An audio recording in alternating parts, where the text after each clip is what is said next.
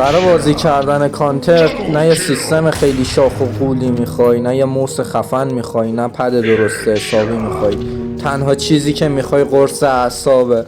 از بس که میگن بیا برو در ای، در مرگ، در کو. از بس فلش میندازن آدم کور رنگی داره میگیره.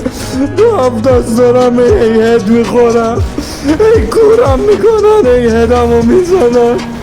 آخر دست این گیم من محتاط میشم، سیگاری میشم.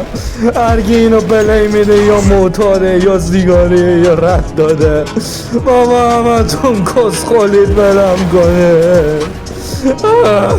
مردانه تو بس کن.